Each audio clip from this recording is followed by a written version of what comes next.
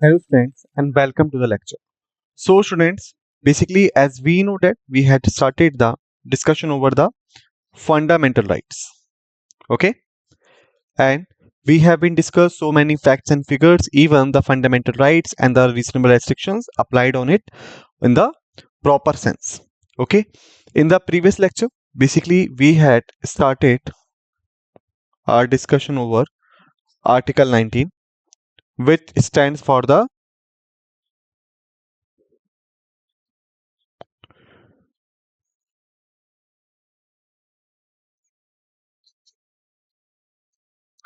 right to freedom, right?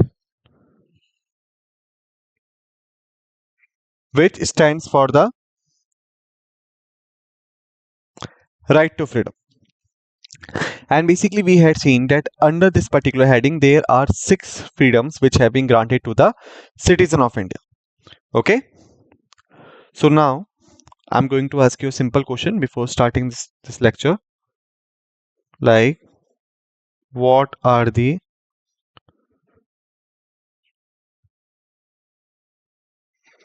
six freedoms promised under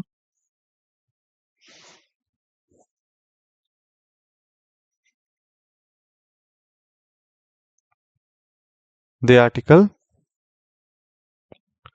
19?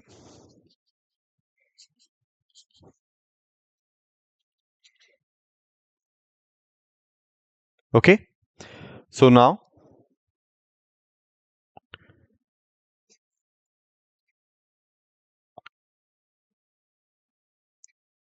you're required to give the answer. And basically, you had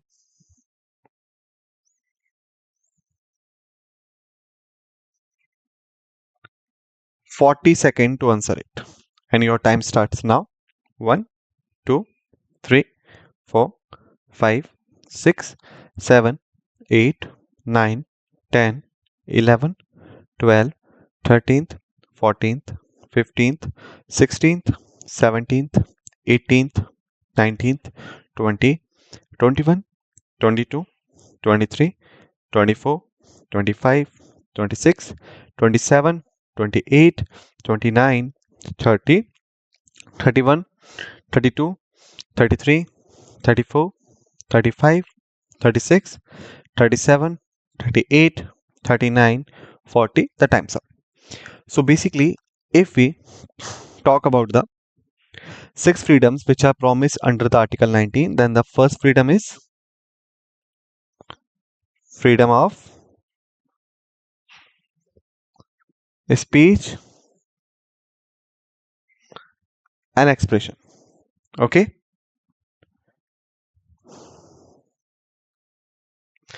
Thereafter, freedom of assemble peacefully. Thereafter, freedom of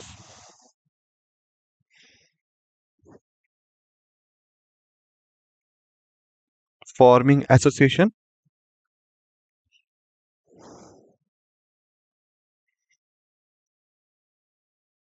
or cooperative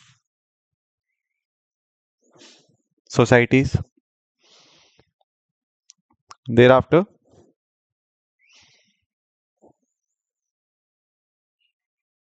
freedom of movement. Then,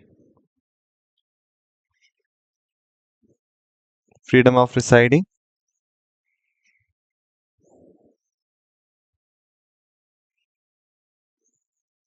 or settling down. And the last was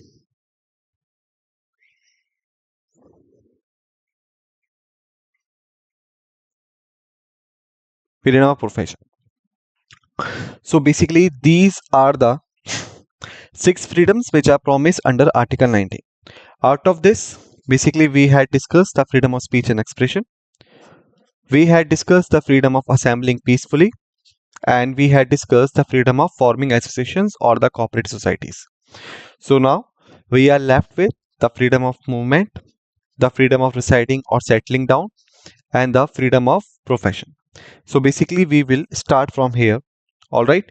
I hope that you have revised the previous lecture in the well enough manner before you have come for this lecture. As many times I have told you, that is for your own benefit. So if you are doing this on the regular basis, the thing will be much beneficial for you. Okay. So let's start. Series is fundamental rights, and now we are talking about the Article 19.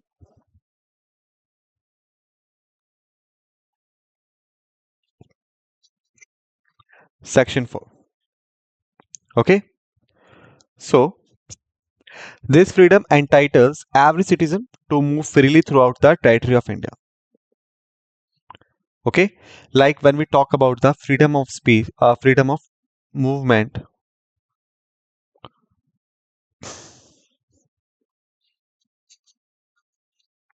then remember basically it entitles the every citizen that he or she could move freely throughout the territory of India.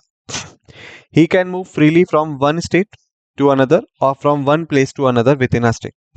Okay. Like it is you can say consist of two things: intra-state movement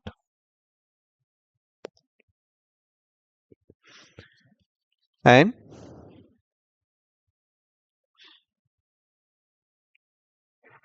interstate movement.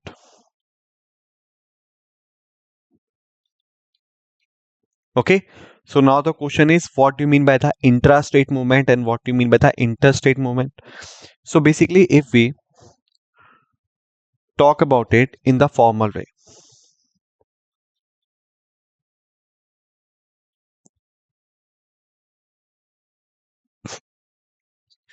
interstate movement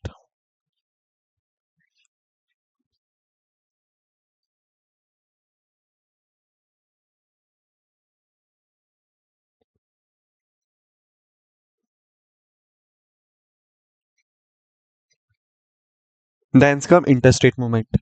So you can say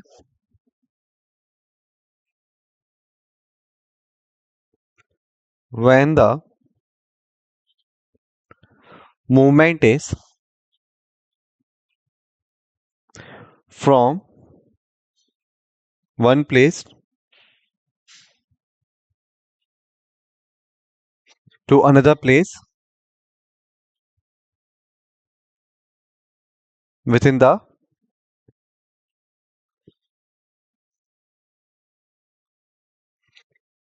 territory of the state. Okay. So when the movement is from one place to another place within the territory of the state, then it is known as the intrastate. If we talk about the interstate, so when the movement is from one state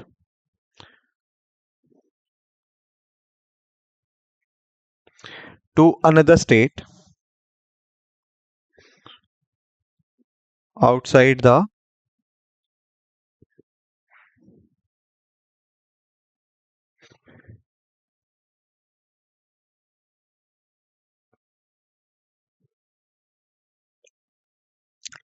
territory of the state, then it is known as the interstate. So we could also, you can say, understand it by the example. Like suppose this is the state, we call it as an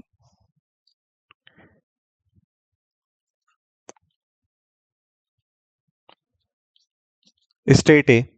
All right. So if you are moving from point 1 to point 2, so have you crossed the boundary? No. Your movement is within the territory of the state, or you can say within the boundaries of the state. So whenever any movement is like this, then the particular movement will be declared as an intrastate. Okay, or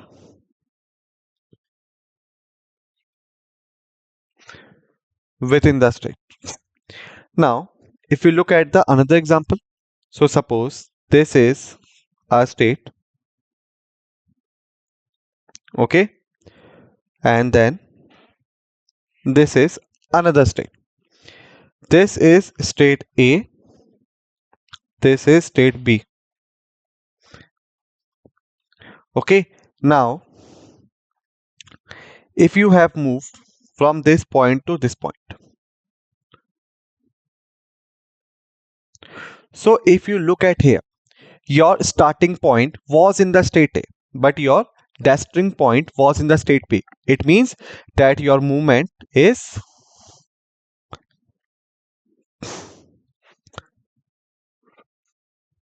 interstate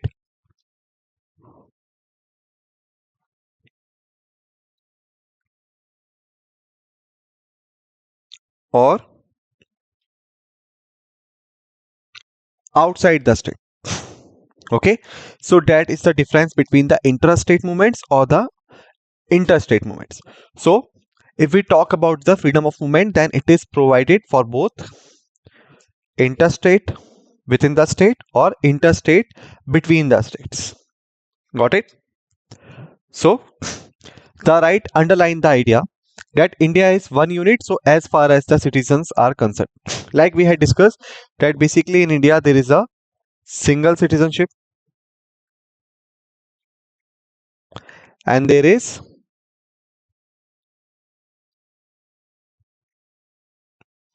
single constitution.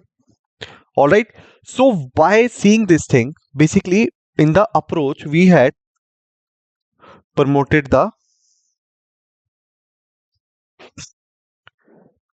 unity.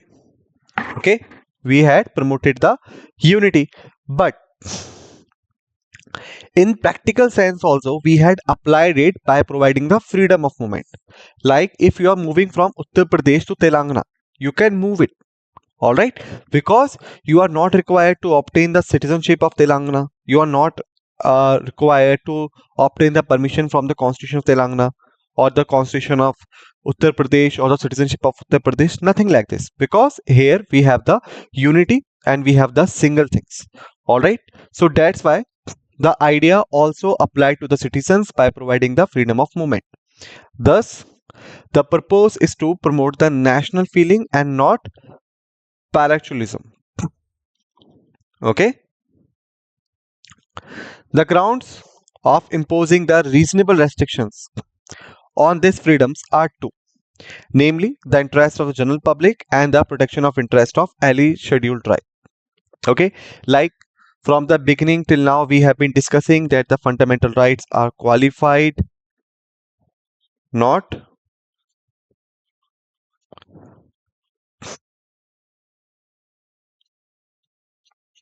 absolute.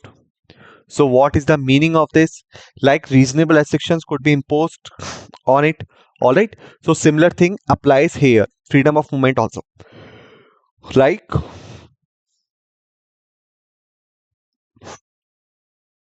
if this is a matter of general public interest or the protection of interest of any scheduled tribes, then the restrictions could be applied on the freedom of movement. Now let's discuss in detail. So basically the entry of outsiders in the tribal areas is restricted to protect the distinct culture, language, customs and manners of scheduled tribe and to safeguard their traditional vocation and properties against the exploitation. Like if we talk about the tribal areas, then we know that tribal areas are still living in their traditional way, right? They haven't changed themselves in the so-called modern world.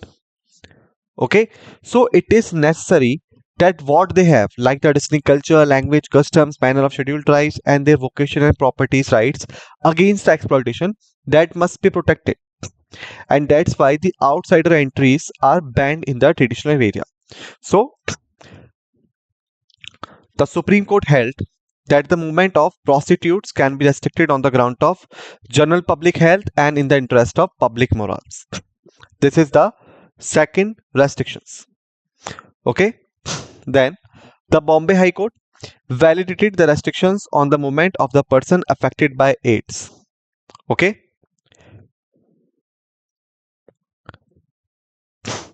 AIDS, which stands for the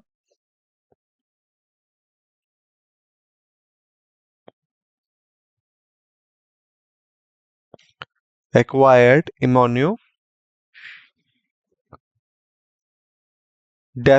syndrome,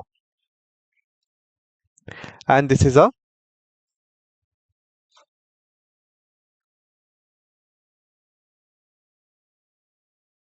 sexual disease. All right. So Bombay High Court said if someone is suffering from AIDS, then the restrictions could be imposed on the movement of that person. Why? Because it is a sexual disease. So there are chances that this disease might be spread in others also if the person who having the disease move here and there. Okay. So thus the freedom of movement has two dimensions.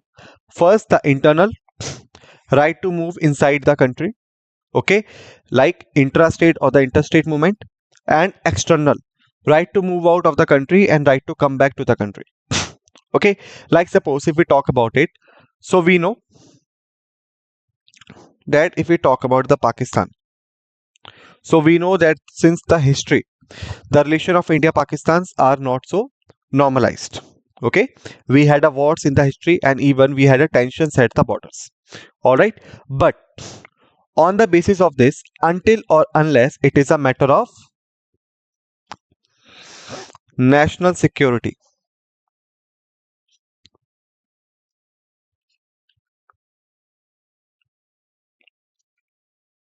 okay, until or unless it is a matter of national security, the government could not put the restriction on the movement to Pakistan.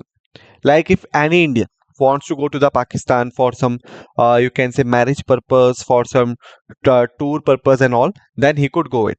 All right, and even he has a right that after visiting the Pakistan he could come to India also. There is nothing like first the government said you can't visit Pakistan, but you visited, so the government said that if you visited Pakistan you could not come back to the India. This is not going to be happen, but only until the matter is of the national security. Okay, if there is a matter of national security like a war-like situation, external aggression, or any terrorism activity, so basically the government having the full rights that they could put the restrictions to traveling to the some you can say countries. Thereafter, the second dimension is dealt by Article 21, right to liberty, right to life, and the personal liberty, like right to move out of the country and right to come back to the country is having the relevance to the Article 21, which stands for the right to life and the personal liberty. Thereafter, every citizen has the right. Now we are going to talk about the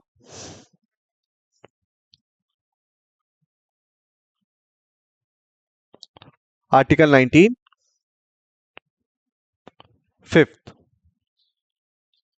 which was the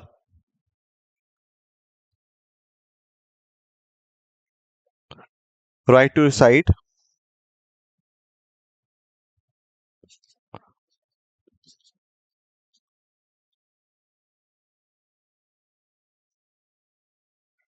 or settling down. Okay, so every citizen in this country has the right to reside and settle in any part of the territory of India. Okay, whether you want to settle within the state, intrastate, or outside the state,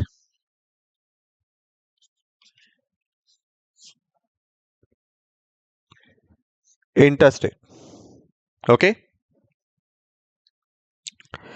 this right has two parts. First, the right to reside in any part of the country, which means to stay at any place temporarily.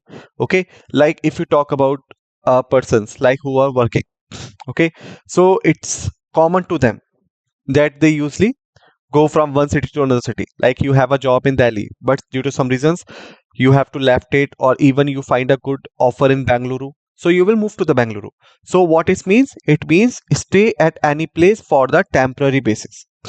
Okay, by rented agreements or by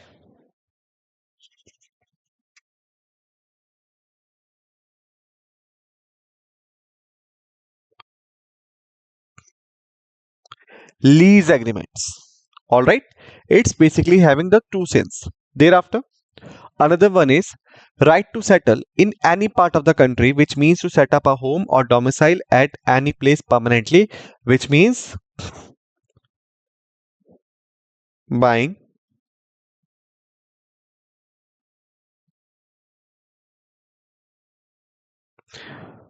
permanent residing property. Okay, so remember these two aspects. The first aspect in the temporary basis, if we talk about it,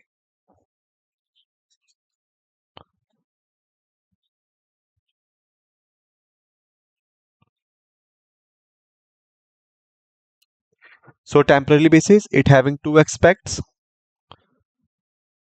by rent agreements or by lease agreements. You could stay somewhere as a temporary basis.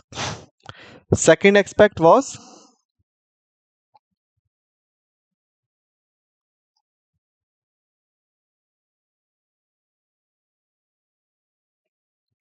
permanent basis.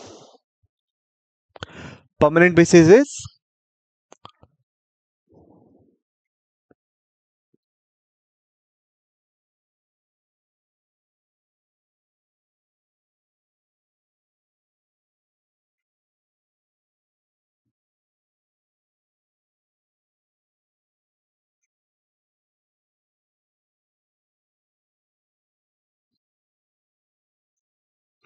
buying property on the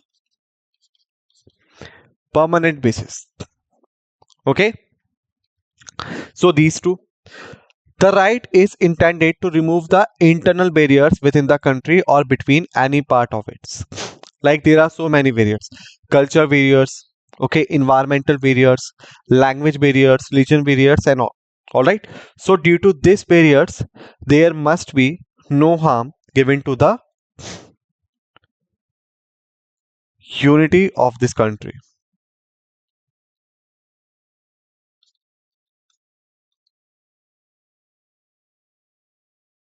Okay, so that's why suppose if I'm right now in Delhi and I had found a beautiful location at the Ooty, Tamil Nadu, then I having the rights and I could go there and settle them now. Okay, this promotes the spirit of nationalism and avoids any narrow-mindedness prevailed in the country. Okay, but again there are some reasonable restrictions. The state can impose the reasonable restrictions on the exercise of these rights on the grounds, namely interest of general public or protection of interest of any scheduled tribes, similar like the freedom to movement. Okay, so the right of outsider to reside and settle in tribal areas is restricted to protect the distinct culture, language, customs, manners of scheduled tribes, and to safeguard their traditional vocation and the properties against the exploitation. That's what we had seen in the previous one also. In many parts of the country, the tribals have been permitted to regulate their property rights in accordance with their customary laws, rules, and the regulation. And this is called the tribal autonomy. Okay, so if someone who is a non-tribal or the outsider wants to go there and wants to reside there, then the person will have so many difficulties due to the customary rules and the laws, and even the tribals who have been living on that place for a long duration, they would not so be happy with this. Thereafter, the Supreme Court held that in certain cases it can be banned for certain kinds of persons like the prostitutes and the habitual offenders. Okay, so that's why if we're talking about the society enclaves which generally builds, okay, so in the society enclaves, the society is having the rights that they could ban the entries of prostitutes and the habitual offenders. Okay, from the above, it is clear that the right to residence and the right to movement are overlapping to some extent. Why? Because the reasonable restrictions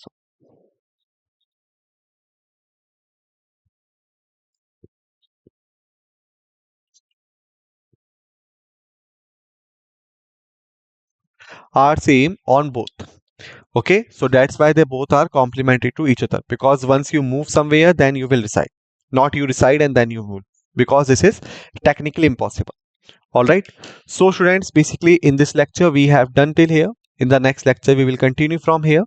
Till then, just revise the facts and figures that all we have discussed in this lecture and be ready for the another lecture. With this note, let's end this lecture, and what we say thank you.